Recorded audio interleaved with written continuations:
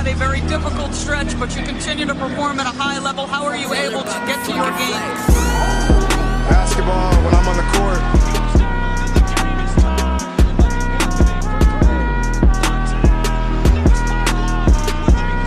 Rebecca, in the future, when you interview me, can you please take off your damn heels? He said, I'll present you, provided you let me wear your heels. We'll save that for later.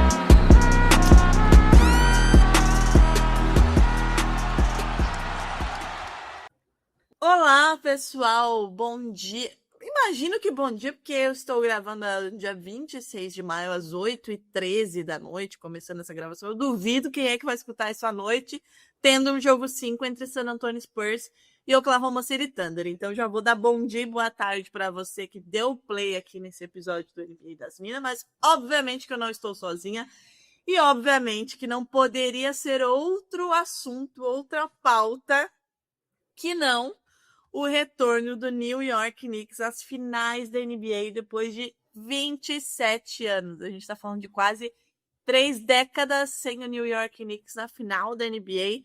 Parece-me que pelas últimas informações que tive durante o dia, durante essa terça-feira, Nova York segue inteira, talvez um pouco depenada em algumas ruas, mas inteira. E eu estou com um convidado aqui muito especial para celebrar esse título da final do leste do New York Knicks e celebrar esse retorno à NBA Finals. Alexandre do Rádio Knicks, muito boa noite. Eu gostaria que você começasse, desse seu oi inicial, me dizendo em 2 frases qual é o sentimento de um torcedor do Knicks que nunca, porque a gente não vai revelar a idade de ninguém aqui, mas o Alexandre nunca viu o Knicks na final da NBA, então você já, né, por óbvio, tem menos de 27, 28, 29 anos aí. Qual é o sentimento de ver que daqui uma semana, né, exatamente uma semana, um pouquinho mais de uma semana, New York Knicks estará com o patch de NBA Finals na camisa? Muito boa noite. Boa noite, Drica. Boa noite. Bom dia, né, ouvintes da NBA das Minas. Agradeço mais uma vez esse convite espetacular de estar aqui. Imagino que realmente todo mundo vai estar ouvindo depois de assistir o jogo 5 entre os possíveis vice-campeões da NBA, porque agora tudo é nosso. A autoestima Famoso do James empolgou, Harden né? baixou ali. A autoestima do James Harden, né? Quem dera essa confiança fosse real. Eu tenho muito respeito pelos dois times. Acho que o Knicks, infelizmente, não é favorito, mas tratando das 2 frases, 2 sentimentos que eu acho que eu vou tentar explicar aqui. Eu acho que estranho, mas é falar gratidão, né? Eu acho que o Knicks por muitos anos foi uma piada da liga, mas ao mesmo tempo ele foi grande parte da personalidade. Faz mais de... Não, nem fazer conta aqui, senão vão perceber que eu sou velho, só não assisti por um detalhe às finais de 99. Então, assim, gratidão, o Knicks sempre foi parte da minha vida e agora ainda mais especial, né? Mesmo que o torcedor do Knicks ele não seja aficionado por títulos, porque senão a gente estaria morto, né? Eu acho que é um tipo de torcida diferente e eu acho que o outro sentimento que eu tenho é de expectativa, não só dessa temporada, mas da próxima também. Eu acho que atualmente na NBA as janelas são curtas, mas o Knicks tem um time competitivo. O Knicks atualmente ele ainda está abaixo da Second Apron, vai ter algumas manobrinhas, né, para fazer algumas movimentações para a próxima temporada estar na Second Apron, então a gente tem essa janela de 2 anos com Jalen Brunson nos liderando, para quem sabe colocar o nome dele realmente na imortalidade. Jalen Brunson, né? MVP aí das finais do leste. E aí, Alexandre, você falou que por muito pouco, né, não assistiu aí a final. Como falei, 27 anos, né, desde que o Knicks chegou pela última vez à NBA Finals na temporada 98-99, liderado pelo Patrick Ewing, que inclusive ontem entregou, né, se não estou ficando louca, o troféu aí de MVP para o Jalen Brunson, e naquela oportunidade acabou perdendo para o San Antonio Spurs por 4-1. Pode acontecer essa final de novo, né? A gente tá aí bem equilibrado lá do lado oeste. Antes disso, você não era nascido mesmo, chegou às finais em 94 contra o Rockets, e o último título do Knicks foi em 1973. Eu não sei nem fazer essa conta. 83, 93, 2003, Muitos anos 2003, atrás, 2022. muitos anos atrás. 53 anos, pronto.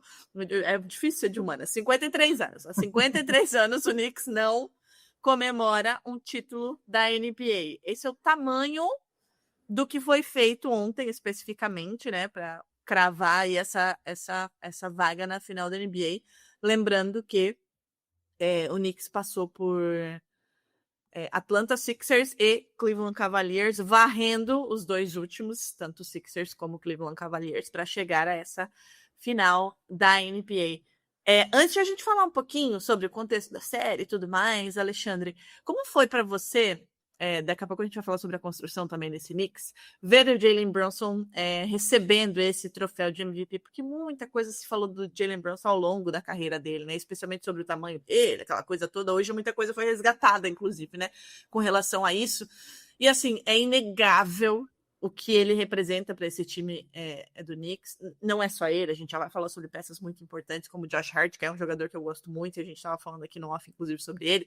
Mas é inegável o que ele representa e o quão líder ele é em momentos cruciais desse Knicks. Assim foi na temporada passada, assim tem sido e assim foi novamente, né, nessa final da Conferência Leste. Como que foi para você ver ele recebendo esse troféu de MVP das finais, de uma lenda do New York Knicks, né, com todo esse contexto, com todo esse filme, de fato, né, que é essa história do New York Knicks novamente nas finais da NBA? Eu acho que... Drico, eu até emociono, né? Parece bobo falar, né? Vocês não estão vendo aqui atrás tem quadros do Knicks, tem tatuagem do Knicks aqui no braço. Eu acho que é uma coisa muito importante para mim, sempre foi. E ver não uma passagem de bastão, mas essas homenagens ainda de pessoas aqui que estão conosco, ainda mais de um cara que estava nessa batalha pelo último título em 99, foi uma temporada típica, encurtada, lockout, batalha por aumento salarial de mínimo da NBA, foi uma coisa muito, muito interessante. O Knicks classificou no final, oitavo colocado, venceu o Heat, venceu, acho que foi do próprio Atlanta Hawks, depois venceu o Indiana Pacers naquele jogo na cesta de 4 pontos, o Larry Johnson, que dizem que é o dia que o Harden ficou mais alto na história, né? E curiosamente, o Patrick Ewing sofreu uma lesão de Aquiles naquela série contra a Indiana e jogou, mesmo assim. Ele teve a notícia no início de um dos jogos, acho que foi o jogo 3, o pessoal perdoou minha memória, né? Mas eu acho que foi no jogo 3, mesmo assim ele jogou. E na série ele não mais participou. E eu acho que o Jalen Brunson, ele estava lá, né, correndo nos corredores, porque o pai dele, o Rick Brunson, era um atleta do Knicks na época. Eu acho que meio que ele abraçou essa mentalidade do Patrick Ewing daquele Knicks, de resiliência, de não desistir. E eu entendo que o Jalen Brunson, quando ele foi contratado, eu acho que eu estava numa ilha, né? Tinha eu, a mãe dele, o Leon Rose e o agente dele à época, que defendemos aquele contrato que ele recebeu no Knicks, o primeiro não All-Star a mudar de time e receber mais de 100 milhões. Eu estava lá defendendo. Jamais imaginei que ele seria esse nível de jogador. Imaginei que ele seria bom, porque ele sempre se mostrou, quando pressionado contra a parede, ele trabalhava mais que todo mundo, e independente das frases, ele é pequeno, ele é feio, a cabeça dele é muito grande, ele não é atlético o suficiente, ele sempre trabalhou, sempre mostrou essa garra, né? Tem até aquela entrevista dele, que ele fala, as pessoas sempre... Os exames nunca conseguem medir o coração, mas pensam assim, a vontade que ele tem. Eu sempre vou fazer a jogada certa, eu vou atrás do certo, e é o que a gente vê nele, né? Um jogador que não desiste. Teve, eu acho que, de novo, gente, perdão, agora 2 anos atrás, os playoffs que ele estava um pouco lesionado, e eu acho que um repórter, se não falo a memória, foi o Ian Begley, que estava comentando sobre o clima do vestiário, né? A questão de... A vibe era, se eu conseguir andar, eu vou jogar. Eu acho que isso é muito de Jalen Brunson. Ele tem essa vontade incrível de não perder. E eu acho que o Knicks é isso. É uma coletânea de jogadores que são representados principalmente pelo Jalen Brunson, que odeiam perder. Não é uma galera que ama vencer, que quer o champanhe, e eles não querem perder. E eu acho que eles abraçam muito essa mentalidade dos times do Patrick Ewing. Nunca eram os mais talentosos, nunca era a galera que tinha maior refino, né? Tanto que teve uma galera que jogava um basquete extremamente físico, né?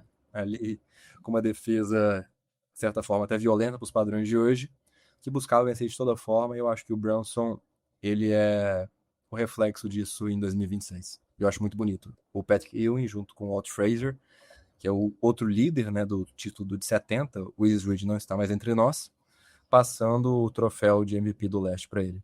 Achei muito bonito. Perdão a palestra, empolguei aqui, gente, fiquei até emocionado. Não, eu gosto disso. Por favor, coloque toda a sua emoção pra fora, meu filho. Você tem todo o direito. Se tem uma coisa que você tem, é direito de se emocionar.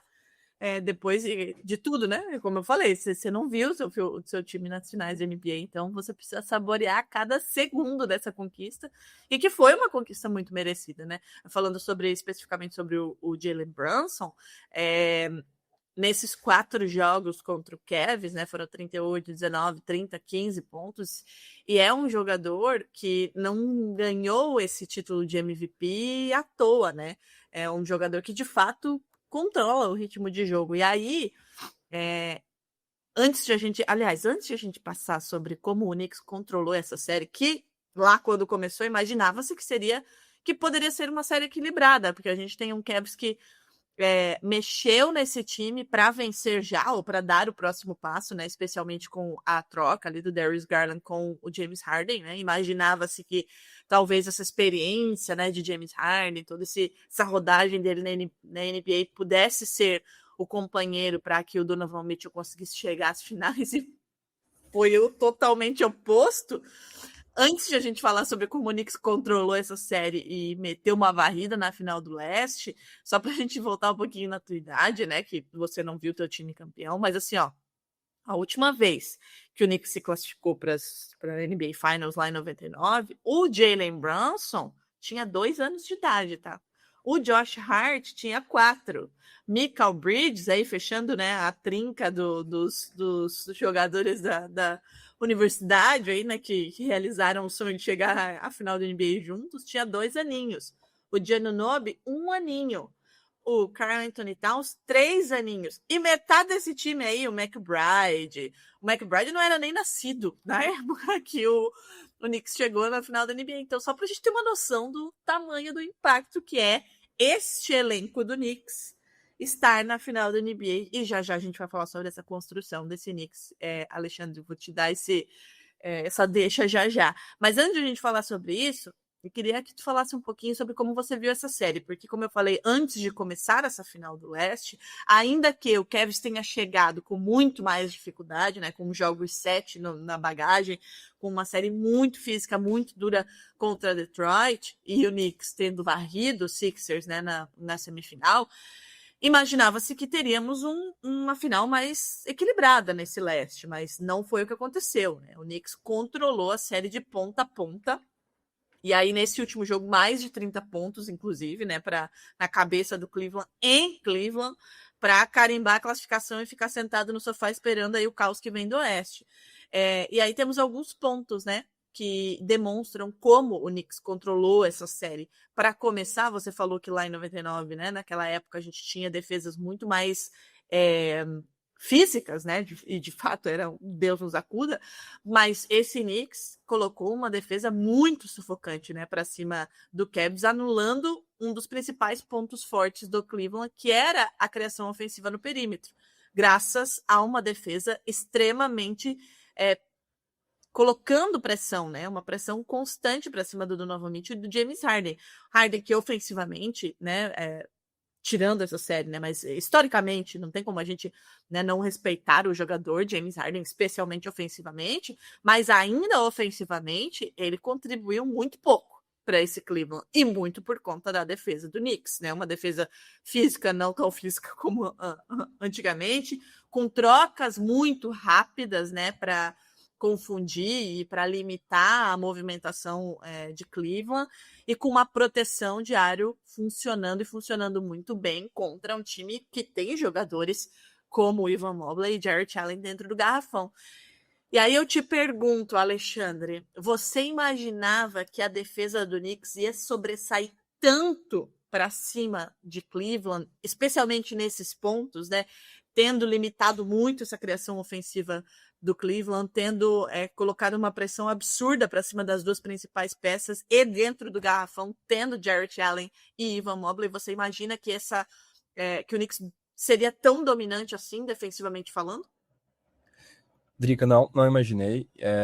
Até na minha preview da série eu comentei que o Cavs era um time que cutucaria o Knicks onde ninguém havia cutucado nessa pós-temporada. Até ficou meio estranha essa frase agora, mas assim, é uma questão que o Cavs, ele tinha 2 ball handlers muito habilidosos, capazes de sair do drible e arremessar, e são 2 ball handlers que têm histórico de fazer mismatch hunting de certa forma, né? Então seriam 2 jogadores que poderiam colocar o Jalen Brunson em situação de pick and roll, de ser atacado, como o Knicks também fez com o James Harden, e teria que haver uma certa mudança no esquema defensivo do Knicks, porque a gente estava jogando num esquema mais em nível, um pouco mais recuado, que daria um pouco de espaço para esses guards terem o arremesso de 3 saindo do drible, e houve essa mudança e o Knicks reagiu muito bem, né? Eu acho que a gente, sendo muito sincero, eu pelo menos, eu não me recordo de ter visto uma sequência de defesas tão boas do Jalen Brunson, porque para um armador pequeno, né, eu acho que existe realmente uma crítica válida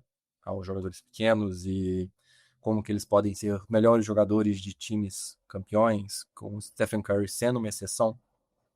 Não é nem por causa do ofensivo, eu acho, obviamente por causa da defesa. E quando o Curry ele conseguiu ser campeão eu sou ruim de data, a gente foi em 2022 recente, né?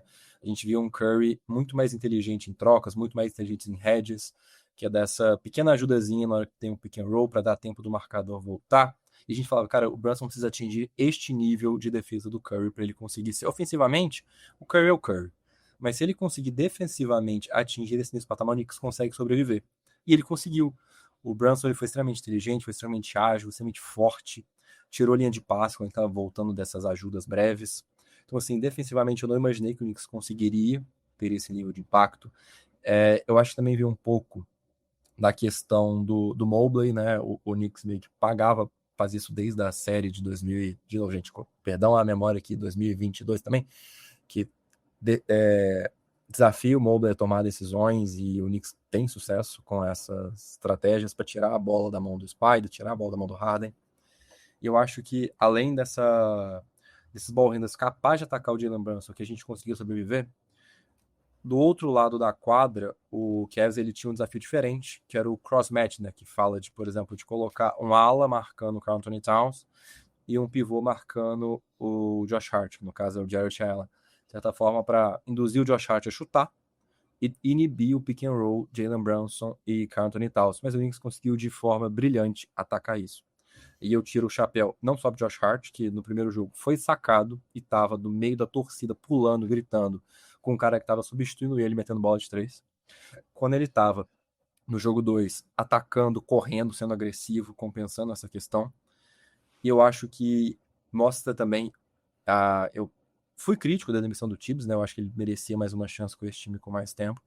Mas eu acho, de certa forma, um brilhantismo do Mike Brown de ter trabalhado esse elenco de forma mais profunda na temporada regular para chegar e saber como que ele poderia brincar mais nos playoffs, né? Eu acho que ele fez um pouquinho na série de Atlanta, né? Tirando o Karl Anthony Towns e Jalen Brunson ao mesmo tempo, deixando nenhum criador ofensivo nos primeiros 2 jogos, mas acabou que neste momento teve esse crescente dele de, olha, vou bancar aqui, vou escolher a rotação, vou fechar, e o Knicks conseguiu superar um time que cutucava a gente de formas distintas e que eram as fraquezas do Knicks, né?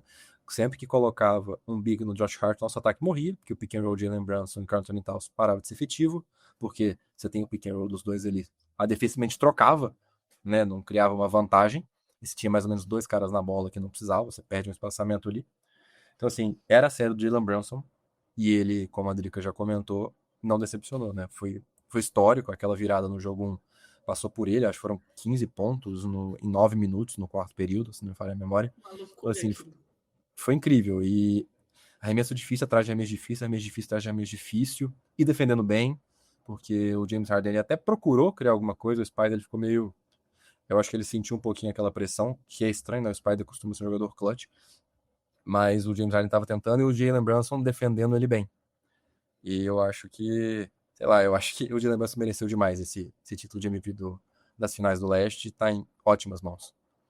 Mereceu demais. E aí você falou do jogo 1, eu acho que a série acabou no jogo 1, né? Eu acho que tudo que veio depois, mentalmente falando, não tinha como o Cleveland se recuperar, né? Você tá no quarto, vencendo por 22 pontos.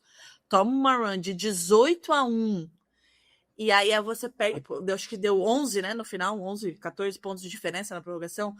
É um negócio bizarro, não tem como se recuperar mentalmente disso, né? E aí, Cleveland pode botar muito isso na conta do Kenny Atkinson, né? Porque o cara toma uma run de 18-1 para parar o jogo, estando vencendo por 22 pontos. Acho que o pessoal de Cleveland precisa pensar bem aí no que ele fez nessa série, porque passa muito por isso, eu acho. Passa muito, muito, muito por esse jogo 1 e especificamente sobre esse quarto período e o que aconteceu. Obviamente, todos os louros e todos os méritos ao Jalen Brunson, que de fato botou a bola debaixo do braço e falou: a gente não vamos perder em casa aqui desse jeito jamais, e conseguiu essa virada histórica. Agora, né, o técnico adversário não fazer nada aí realmente é um negócio complicado. Você Mas falou que sobre... eles venceram em qualidade de arremesso. Não sei se você viu isso. Eles venceram 2 jogos baseados em qualidade de arremesso. Essa entrevista do Kenny Atkinson foi maravilhosa. Pelo amor de Deus, não. As entrevistas do pessoal de Cleveland também é um negócio pra gente conversar, né? Porque o James Harden aí, depois desse 4-0, depois de ter sido absolutamente nulo na defesa, dizer que foi bem e sólido defensivamente, meu filho, por favor, me ensine a ter essa autoestima que eu tô precisando. Falta uma assessoria, não falta? Falta uma assessoria. Pelo amor de Deus, gente, não dá. Alguém precisa passar um briefing ali, ó. Não fala isso, pelo amor de Deus. Mas, enfim, isso aí é um papo pra gente ter depois. Depois que terminar a off-season, a gente pode resgatar aí as pérolas que foram ditas nas entrevistas, que temos várias, né?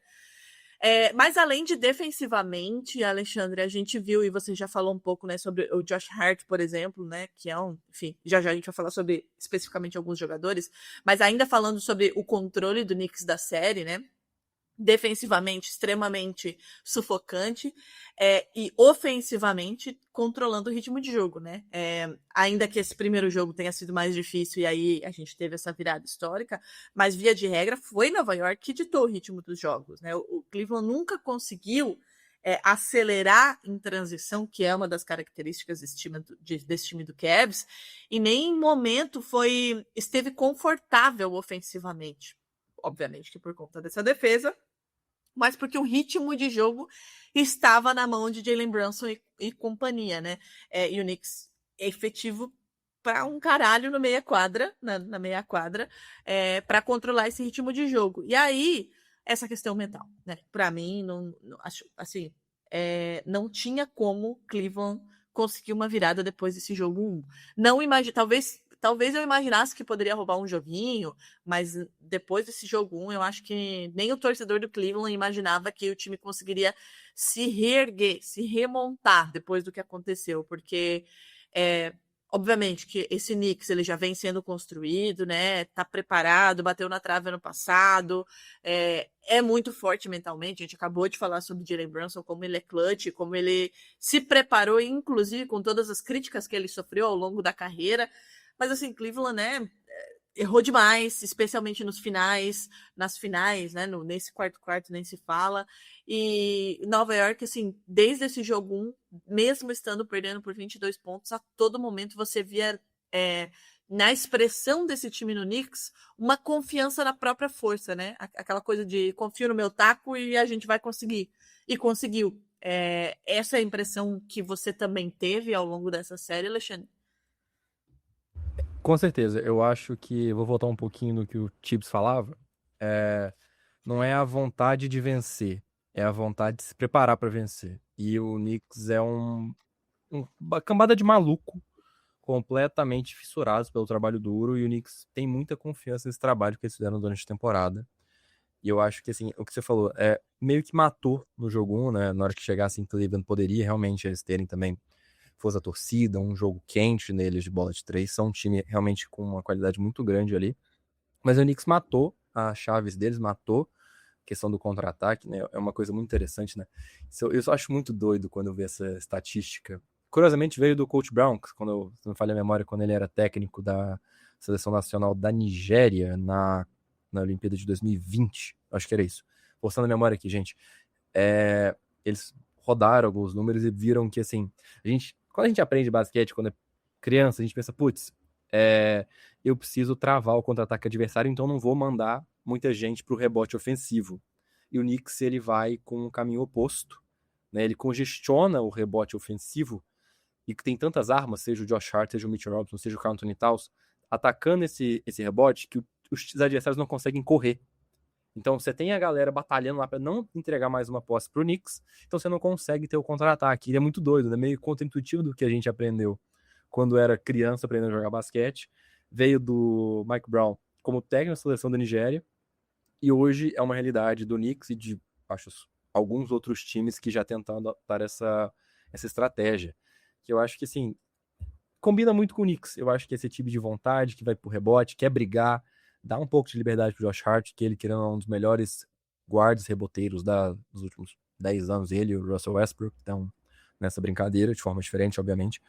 Mas eu acho que é um reflexo todo esse trabalho duro que o Knicks vem tendo, desde preparações de extra, vamos chamar assim, além da NBA, que é a questão do Coach Brown como técnico de seleção, trazendo preparação e trazendo trabalho duro para essa galera.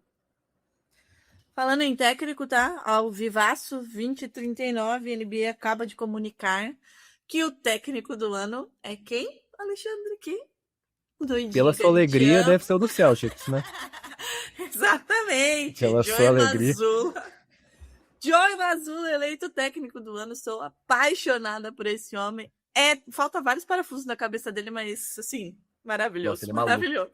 Ele é maluco, é aquele gênio incompreendido que daqui 40 anos a gente vai falar, cara, era isso mesmo? E ele é brilhante, né? Merecido demais, Drico. Te interrompi, perdão. Não, imagina, merecido. Eu sou meio suspeita pra falar, é bom outra pessoa falando isso, porque por mais que o Celtics tenha, né, sofrido essa virada contra os Sixers, quando começou a temporada ninguém dava absolutamente nada pelo Celtics, né, que foi depenado, coitado, começou a temporada sem Jason Tatum, sem Drew Holiday, sem ninguém. Era Derrick White, Jaylen Brown, Peyton Pritchard e companhia limitada, e chegou com a segunda campanha do leste a esses playoffs, então merecidíssimo que ele E é o que a gente até time. comentou um pouquinho no off, né? Eu odeio, mas eu respeito muito a organização Boston Celtics de basquete. O Brad Stevens, pra mim, é um dos maiores mentes que a gente tem na NBA atualmente. E o doidinho é, querendo um reflexo da escolha das maiores mentes que a gente tem. Então é muita gente que entende de basquete junta, não tem como dar um outro resultado, né? Um time que eu também não esperava, que ia pegar mando de quadra, ficar com a segunda campanha, foi brilhante, merecidíssimo o título de técnico do ano. E eu não sei se você viu, quando ele foi nomeado, né, para ser ali um dos 3 finalistas, e aí entrevistaram ele disse que para ele não tinha que ser técnico do ano, tinha que ser comissão técnica, né? Porque, enfim, é todo um trabalho. E aí o Celtics acabou de soltar um videozinho com o coach do ano, mas colocou fotinhos de Polaroid de toda a comissão técnica, né? Porque senão ia levar uma bronca do próprio Joey Mazzulla, né? Provavelmente. E até na entrevista, do jeito que ele é maluco. Não, fiquei curioso, será que já saiu do técnico da associação dos técnicos? Pra saber se eles concordaram? Porque normalmente eles são meio polêmicos, né? Eles vão pra outro caminho, depois eu vou dar uma pesquisada. Nunca lembro quando que sai depois, sai antes. Imagino que o Joey Mazzulla também não seja muito querido entre os técnicos, né? Dada a sua personalidade. Tem essa questão, né? Entre seus pares ali. Eu imagino que ele não seja muito. Mas também, foda-se. Não é chamada pro churrasco, né? Pro amigo oculto do final do ano. Não, também não precisa. Deixa ele lá. Cara, mas agora é uma boa pergunta. Será que existe um amigo oculto dos técnicos? Já pensou? Cara, deve ser muito doido. Deve ser muito doido. O que dariam pro Doc Rivers, será? Enfim. Bom senso, tem como encapsular também. Acho que. Olha, a gente tá tendo várias ideias de negócio aqui, hein? Bom senso, a autoestima do James Harden, enfim, tem muitas coisas que poderiam ser encapsuladas, a gente ficaria bem rico. Trilionário, compraria até um time da NBA. Cadê o time de Las Vegas? Dá tempo ainda, Drico, vamos fazer a proposta. Deus me livre. Vamos comprar o Celtics, que você tanto ama. Não, bem essas coisas não. Eu contrato o Brad Stevens pro Knicks pra ser vice lá com o Leon Rose. Não vai acontecer. Eu só queria aproveitar esse gancho seu, Drica, que você falou de comissão técnica. Talvez eu esteja sendo precoce aqui na nossa conversa, que o Mike Brown ele foi muito contratado também pensando nesse diálogo dele, né? Todos os jogadores, repórteres, falam que o Mike Brown ele tem essa abertura de jogador e comissão técnica fazerem sugestões a ele. E não à toa, segundo as fofocas e segundo o próprio jogador, foi o Karl Anthony Towns, que depois do Knicks estar perdendo de 2-1 para o Atlanta Hawks, fez a recomendação de jogarem como o Karl Anthony Towns sendo meio armador, né? Então essa abertura, ter criado esse ambiente de todo mundo pode dar um pitaco, conversar, eu acho que combina muito com essa grande família Nova York, sabe? Só queria puxar essa ponte que eu fui crítico da demissão do Tibbs, não fui crítico à contratação do Mike Brown, acho que é um dos melhores que tinha disponíveis, mas ele me surpreendeu positivamente. Tivemos momentos de entraves durante a temporada, né? Mas estamos aqui, independente do resultado que começa dia 3, é um ótimo trabalho que ele vem fazendo. Dados os louros a Mike Brown, eu quero destacar, e aí quero que você fale, né, um pouco mais sobre algumas peças, né, desse time, porque é um jogo muito coletivo esse Knicks, né? Eu acho que é um time que chega até aqui com importâncias de muitos jogadores, né, que foram fundamentais aí defensivamente, ofensivamente. Jalen Brunson, obviamente, né, Alexandre, o grande líder desse New York Knicks, dessa série. Ofensivamente tem um controle absoluto do que vai fazer. A gente acabou de falar sobre o que ele fez no jogo 1, né, que botou a bola debaixo do braço, merecidamente MVP das finais do leste. Não é à toa que já recebeu o prêmio de jogador clutch, e segue sendo muito decisivo nos momentos em que a pressão se sobrepõe sobre esse Knicks, vide jogo 1, e ele tem uma leitura de jogo fenomenal, mas não só isso, né? Pontua, lê muito bem o jogo, consegue ditar o ritmo de jogo. Queria que você, a gente já falou muito sobre Jalen Brunson, mas desse mais uma pincelada sobre o que significa Jalen Brunson para o New York Knicks, esse baixinho que roubou os corações dos torcedores do Knicks. É um baixinho que absurdo, né? Como o Josh Hart faz questão de lembrar toda entrevista, né? Cara, eu acho que pontua, passa, eu acho que tem uma questão, além de, vou falar um pouco de quadra e um pouco além da quadra, né? Na quadra eu acho que é um jogador que fica com muito tempo com a bola e ele não comete muito turnover. Atualmente, né, a gente tem que ter mais posses que o adversário. É um dos principais indicativos de sucesso em um jogo, né? Uma correlação extremamente forte das duas questões. Então, ele é um cara que fica muito com a bola e não comete turnover. E isso é importante porque, além de você ter mais posse, né? Se você cede um turnover de live ball, né? Você cede um contra-ataque pro Knicks, que está se esforçando para ser uma boa defesa, uma defesa física, mas não tem tanta gente com essa velocidade. Ele é um cara mais lento, o Karl Anthony Towns é um cara mais lento. Se a gente perderia muito. Então, ele ter esse controle de turnovers é muito bom. Tinha a parte ruim disso, né? Que eu acho que isso era um pouco culpa dele e do Tibbs, que tinha tanto medo de turnover que deixava muita bola na mão dele, não passava e não deixava os outros criarem. Mas esse trabalho que ele vem fazendo com o Mike Brown deu uma aliviada, né? A gente tá falando um pouquinho do Karl Anthony Towns ter batido no peito e falar, deixa o seu hub ofensivo, deixa o seu criador, e isso vem dessa mentalidade.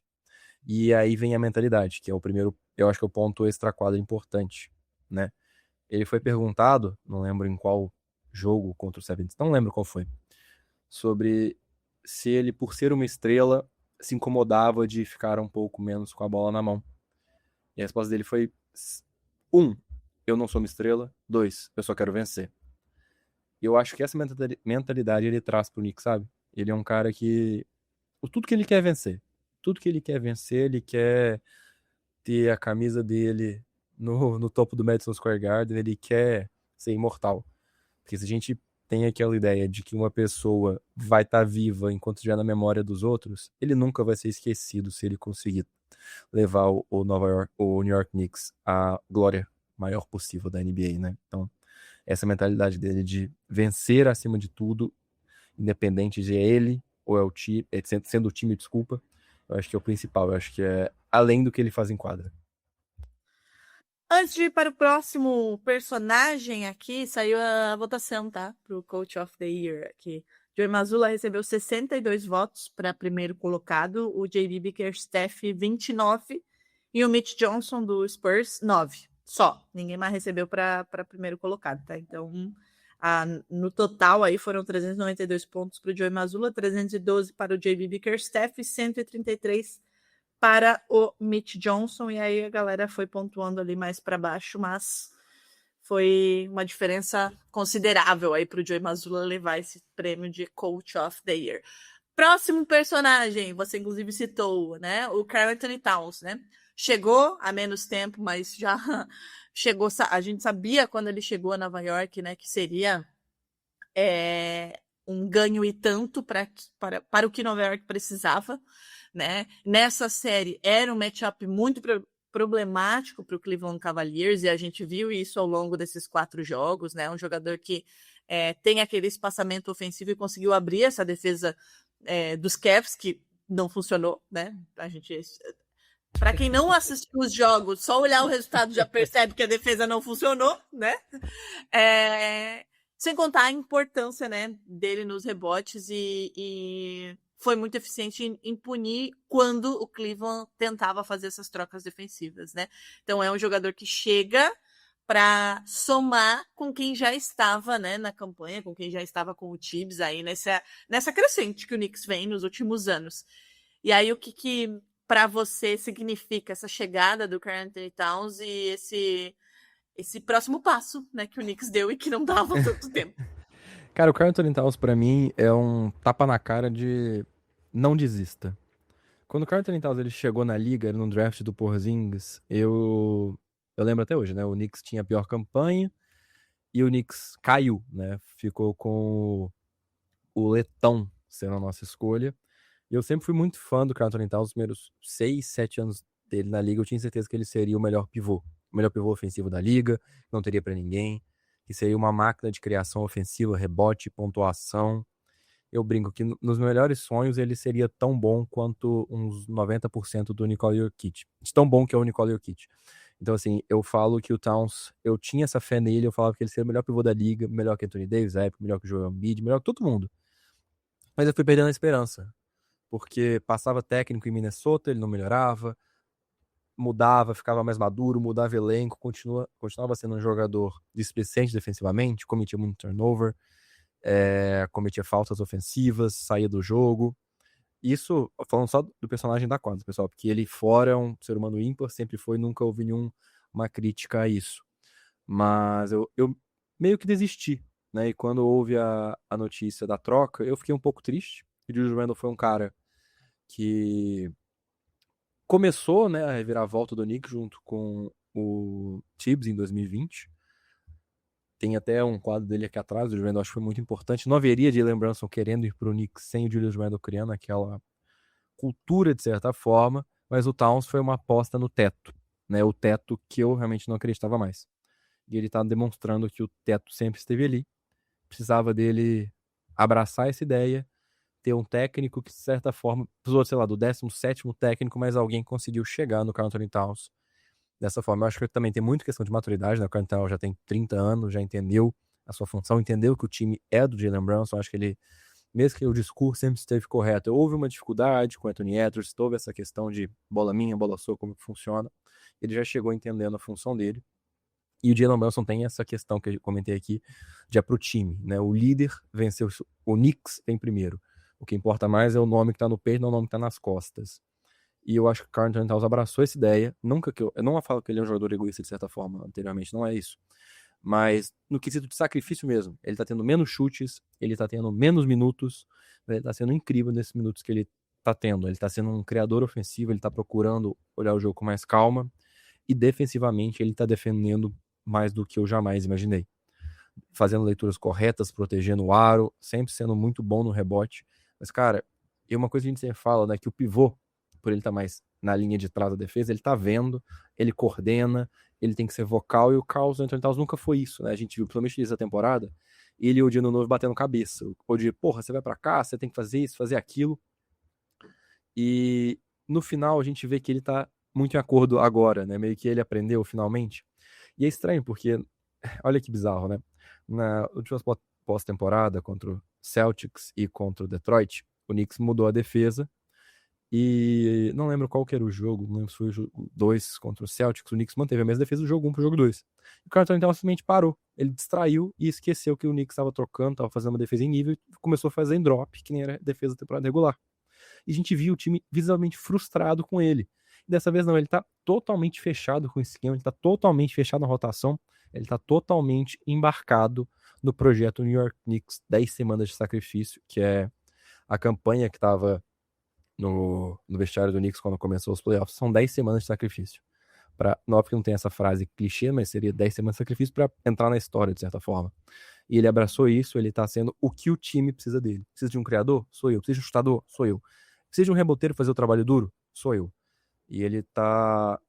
Foi um tapa na minha cara por ter desistido dele, por ter vendido minhas ações, sabe? Eu tinha muitas ações do Karl Anthony Towns em 2016, deu 2021, vendi tudo, e agora eu falo, putz, se eu tivesse segurado algumas... O que importa é o que pode vir, né, com ele. Aí você pode ser perdoado, não tem problema não. Bom, aí a gente tem aí obviamente que os dois, né, acabam se sobressaindo, mas a gente tem um elenco de apoio que são fundamentais, né? Esse Knicks, ele tem, obviamente, Jalen Brunson, ele tem essa chegada do Karl Anthony Towns ali no garrafão, mas ele é mais do que isso, né? A gente tem o OG Anunoby, que é fundamental defensivamente, e não só defensivamente, né? Aprenderam aí ele e Karl Anthony Towns a estarem juntos. Mikal Bridges, Josh Hart, que, cara, assim, o Josh Hart, ele é o coração desse Knicks. O Jalen Brunson é o motor, mas o Josh Hart é o coração desse Knicks, né? É uma intensidade, é uma energia. Eu acho que tudo isso que você falou sobre o Karl Anthony Towns, de fazer o que é preciso, o Josh Hart, ele é a síntese disso, né? Porque como você falou, no jogo 1, ele foi substituído e ele tava lá comemorando, né? Foda-se quem tá metendo a bola tá entrando, tô aqui comemorando. Ele absolutamente está em todos os lugares da quadra, incomodando todo mundo o tempo inteiro. É uma energia que não acaba jamais, assim, né? E essa profundidade do elenco apareceu durante toda a série, porque a todo momento tinha alguém ali, né, no encalço desse Cleveland Cavaliers. E aí, pra gente encerrar aqui esse bloco de falar, né, de personagens, eu queria que você falasse sobre esse trio de Villanueva, né? Porque a gente tem Mikal Bridges, Josh Hart e Jalen Brunson realizando o sonho que eu imagino que seja de todo garoto norte-americano que joga junto lá no colégio, na faculdade. Estiveram juntos, né, na Copa do Mundo com os Estados Unidos e agora estarão juntos na final da NBA. Como torcedor do Knicks, tendo essas três figuras que são fundamentais, eu acho que sem uma delas, talvez o Knicks não estivesse, qualquer uma delas, talvez o Knicks não estivesse hoje comemorando uma final de NBA depois de quase 30 anos, é muito bacana, né? Ver os três assim, você olha a foto dos três lá há sei lá quantos anos atrás, 10 anos atrás, sei lá quantos anos atrás, e aí você olha agora, é uma história digna de um roteiro, de um belo documentário, né? Cara, é o que você falou, a história é o sonho de todo moleque, né? Você jogar na universidade, ser campeão na universidade, o Jalen Brunson e o Mikal Bridges 2 títulos, o Josh Hart ganhou um título, e agora ter uma chance de ser campeão com seus brothers, né? Jalen Brunson tem um podcast junto com o Josh Hart, eles são muito amigos, tem uma intimidade muito grande de Josh Hart colocar os dedos onde não deveria colocar, mas eu acho que é um clima muito bom que o Knicks tem, dentro e fora da quadra, muito vindo por eles, né? Quando o Mikal Bridges estava numa fase, todo mundo vinha falar das 5 escolhas, ele não faz isso, ele não faz aquilo, e o Josh Hart publicamente vinha defender o amigo, vinha falar de, cara, não foi ele que fez fez a proposta por ele, não foi ele que mandou 5 escolhas, mas ele tá entregando, ele tá fazendo. E o playoffs do Mikal Bridges é incrível, cara. Eu acho que teve momentos ruins naqueles primeiros 2, 3 jogos contra a Atlanta, e depois virou o jogador que a gente sempre esperou, né? Acho que na parte ofensiva ainda mais. Defensivamente ele tava até ok, mas ofensivamente ele virou uma chavinha e falou, cara, é o meu momento também, eu preciso ser um desafogo ofensivo, e o Josh Hart, é como você comentou, né, ele tá ali, ele tá em todas as bolas, eu acho que foi o Steve Kerr na Copa do... Não lembro, o Spolstra, não lembro agora, peço desculpa, qual que foi o técnico que é porque estava na seleção norte-americana, comentou que tem jogadores que recuperam Acho que era bolas... Steve Kerr, que era bolas 50-50, né, tipo, sem dono. E esses jogadores que, como o Josh Hart, recuperam, que são bolas 70% do time e 30% sua. Isso é vital, cara. Nenhuma bola é morta pro Josh Hart. Nenhum rebote, nenhuma bola disputada, vai dar chute na canela. É o Brasil no Libertadores. Josh Hart é o Brasil no Libertadores, que a gente precisa, que todo time precisa ter esse coração, né? O Mike Brown comparou ele ao Andre Iguodala, né? Porque ele estava no Golden State Warriors. É um cara que faz um pouco de tudo. é um cara que tá disposto a fazer tudo. E eles estão vivendo o sonho. Eu acho que, assim, pena que o Don't não está mais conosco para viver esse sonho junto, mas foi um preço a se pagar para ter Karl Anthony Towns, né? Espero que o Don't tenha uma boa recuperação, né? Teve uma lesãozinha agora estando em Minnesota. Mas, cara, eu acho que o Knicks ficou com o que ele poderia ficar, que são esses 3 jogadores, os 3 parceiros de Vila Nova, o Papa atualmente, né? É de Vila Nova também, então a gente tá com a bênção do Papa. Tudo tá encaminhando para tudo tá encaminhando para um momento de milagre. Querendo ou não, um milagre, né, dele, que a gente não pode achar que a gente tem um pouco de sorte nessa vida, né? Achar que a vida não tem sorte, que você vê aquela bola do arremesso do RJ Barrett, ex-Knick, né, na série do Cavs contra o Raptors, fez a bola ir lá na PQP da arena e aumentou em um jogo, que o Cavs chegou mais cansado. Então, assim, tem uma quantidade de sorte que vai acontecendo também que a gente tem que ter um pouco de noção. Precisa ter também. Precisa ter também, né? Um dia que você comeu um sanduichinho ali que fez um mal, deu uma dorzinha no estômago, vai atrapalhar seu jogo. Então, cara, tem que ter sorte, tem que ter a bênção do Papa que o Knicks tem, e tem o poder da amizade. Eu acho que o Knicks tem muito poder na amizade, é uma galera que tá fechada. O Karl Anthony Towns, obviamente, não é do grupo de Vila Nova, mas também é fechado com os rapazes. Então eu acho que é um clima muito bom e estão vivendo o sonho. Estão vivendo um sonho. Eu comparo muito o Josh Hart com o Marcus Smart, né? Que eu não superei essa troca, embora essa troca tenha me trazido um título, mas agora ele pode voltar pra casa, inclusive, larga aquela porcaria do Lakers. Não, mas é falar, ele foi pro Lakers, você ainda quer no seu time de volta? Óbvio que quero. Eu Que me nego isso? a acreditar. Não. O coração dele é Que verde, isso? querido. Não, ele foi só porque assim, não tinha como ele voltar, então ele deu uma passadinha lá pra atrapalhar o Lakers, né? Não que precisasse também, porque o Lakers se atrapalha sozinho. E Não agora precisa ele muito, desembarca e é. volta. Não. O Lakers faz o serviço sozinho. E agora ele volta pra casa com um contratinho mínimo, só pra voltar pra casa pra se juntar novamente com Jason Tatum e Jaylen Brown. Imagina a insanidade que seria um Joey Mazzulla comandando o Marcus Smart. É uma loucura. Isso aí, não sei se eu tô preparada pra isso. Mas enfim. Eu acho que não tem tarja preta o suficiente em Massachusetts Não pra tem. esses dois ali junto. Não tem. Mas enfim, outra hora a gente Ia fala ser sobre isso. divertido, ia ser divertido. Muito! Eu gosto de me divertir com o meu time. Pode voltar, Marcos Smart. Eu estou de braços abertos te esperando. Não, ele tem uma dívida histórica com o Celtics, né? Que graças ao nome Celtics ele recebeu aquele prêmio de defensor do ano pela fundação que ele desiste desse time, né? Olha, fazendo polêmica, eu nunca mais sendo convidado agora. Não, ele foi muito bem. Ele merecia muito. Não, tô brincando, aquele ele prêmio de defensor. é um puta defensor, é brincadeira. Por isso que Não eu comparo merecia o Josh não, mas Hart ele é um com puta ele. defensor. Por isso que eu comparo ele com o Josh Hart com ele. Acho que os dois têm essa coisa, sabe? De não desistir em momento nenhum, de em bola nenhuma. Isso é muito legal, assim. É uma experiência diferente ter um cara desse no nosso time. Eu sei como é, então... Por isso que eu gosto do Josh Hart, por exemplo. Para além de todas as caras e bocas que ele faz, que eu me divirto muito. O que deu errado para Cleveland, a gente vai falar em um outro momento, mas a gente vai passar aqui rapidamente, porque se deu errado para Cleveland foi justamente por conta, né, do Knicks, que acabou sobrecarregando muito o Donovan Mitchell, né? A defesa do Knicks dificultou muito a vida do Donovan Mitchell. James Harden merece até um episódio para falar sobre como foi essa final do leste, não vamos nos estender. Mas ele foi bem, Drito, ele foi bem, disse que foi excelente. Segundo ele, sólido defensivamente. Imagina se não fosse, né? O Knicks conseguiu neutralizar, né, o garrafão aí do Cavs. O Evan Mobley e o Jarrett Allen tiveram muitas dificuldades e aí o Knicks acabou controlando rebotes, controlou toda essa ação dentro do garrafão que imaginávamos que seria uma coisa equilibrada. E como a gente já falou, né, Kenny Atkinson não conseguiu ajustar nada, nem durante os jogos, nem de um jogo para outro. Bota na conta dele muita coisa dessa série. Agora, é só para dar uma pincelada mesmo, porque o nosso assunto aqui é New York. Pra gente finalizar já, Alexandre, porque são 9 horas e eu sei que você quer assistir o seu adversário que sai do outro lado hoje ao jogo. Estudar um pouquinho ainda, né? Exatamente. Tem tempo, né? Mas a gente vai ter acho que a gente vai ter uns 4 jogos. Acho que vai ter mais uns 3 joguinhos aí pra você que chegue todo mundo quebrado, cansados, pro avião ter que empurrar pra pegar no tranco. Tô torcendo por isso. Acho que vai acontecer, mas enfim.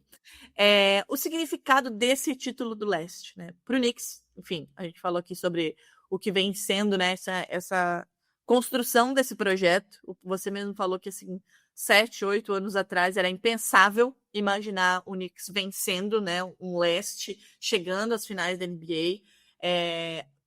Deixa de ser um time promissor para ser um candidato ao título da NBA. A gente não vai ser aqui desonesto de dizer que o Knicks é favorito. Não é. Seja o OKC, seja Spurs, o lado oeste é o favorito, né? E assim, todo mundo que tivesse que apostar o dinheiro apostaria no oeste.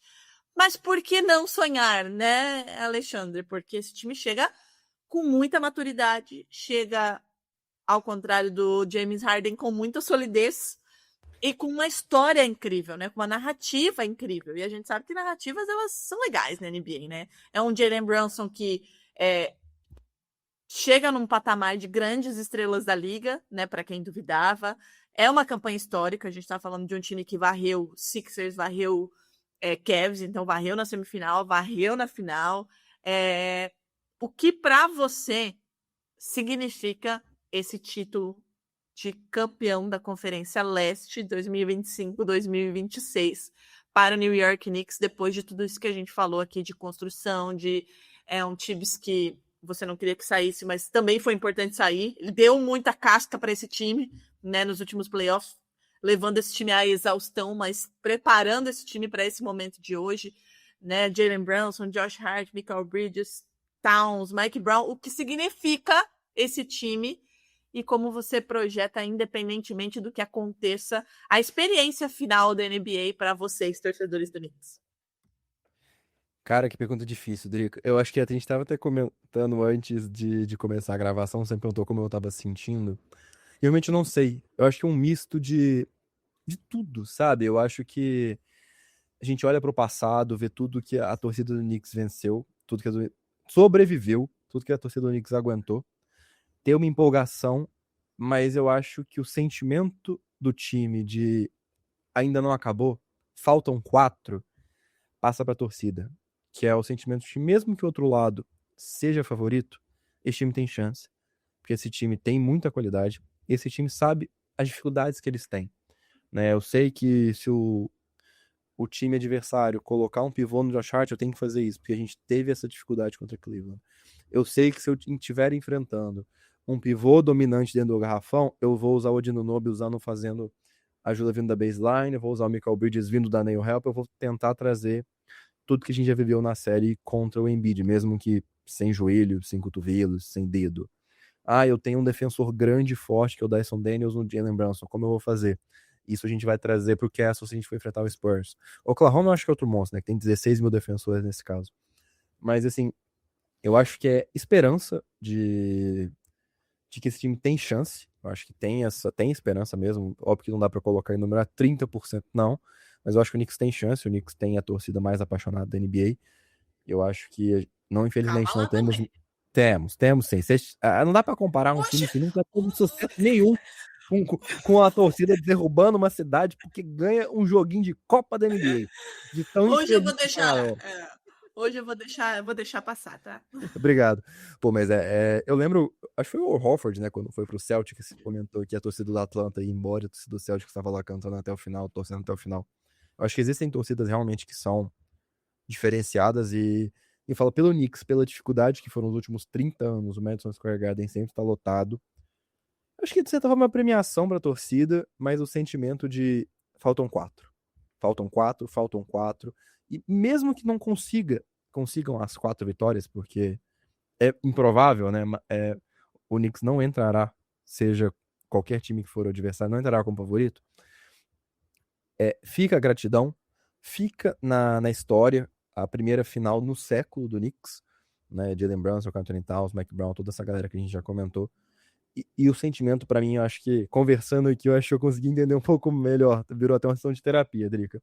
No sentido de... Faltam 4. O Knicks tem a chance de... Já tem muita gente com nome grande, se marcou na história, mas o Knicks tá a 4 jogos, 4 vitórias de ter muitos atletas entrando na imortalidade. Porque se você vencer em Nova York, você nunca vai ser esquecido. Meu amigo, faltam 4.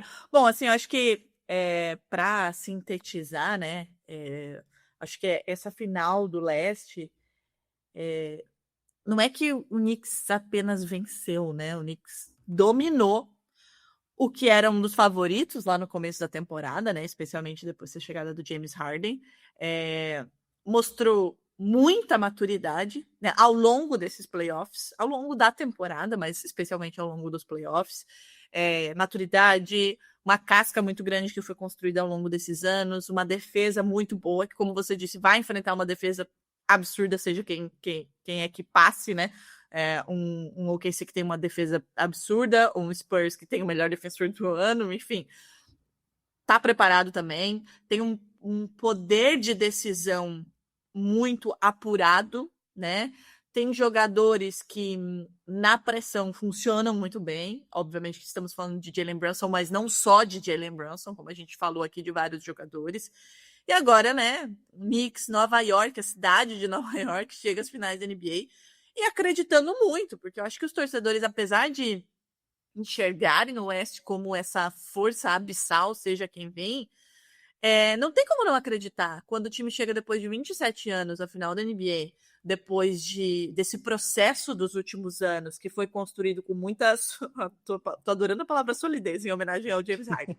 Com muita solidez nesses últimos anos, né? Fazendo essas trocas que, como você disse, né? Doeu ver o Julius Randle sair, mas foi fundamental para esse resultado de agora. E eu te digo, por experiência própria, que às vezes a gente precisa se desfazer de um jogador que a gente gosta muito, que é muito importante para conquistar o que de fato importa no final.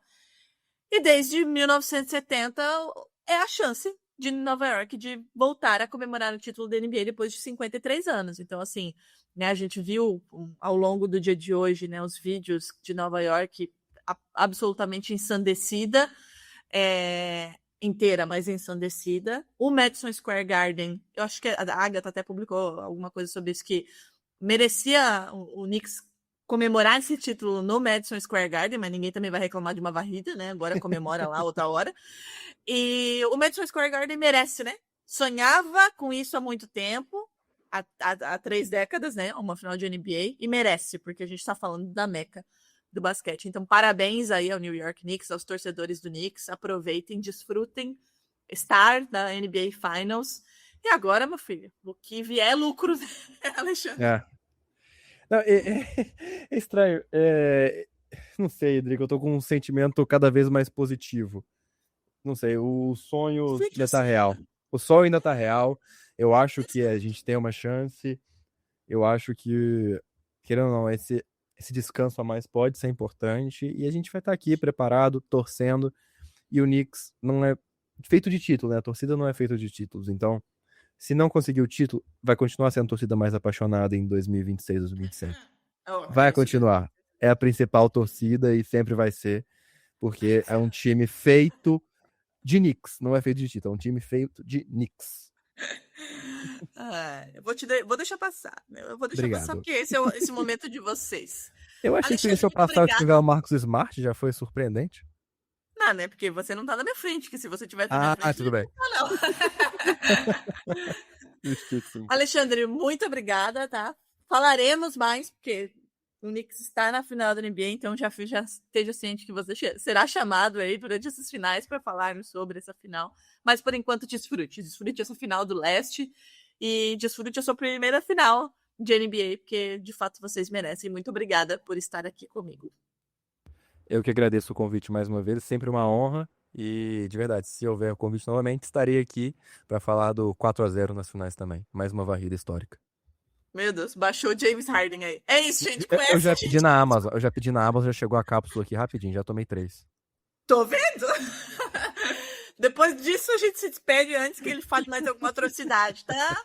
A gente volta aí nos próximos dias para falar do Oeste, para falar do que será aí, de quem será, né? O adversário do New York Knicks. Mais uma vez, parabéns para vocês. Desfrutem, porque depois de tanto tempo, o gostinho é diferente. É isso, um beijo e até lá. Parando aqui.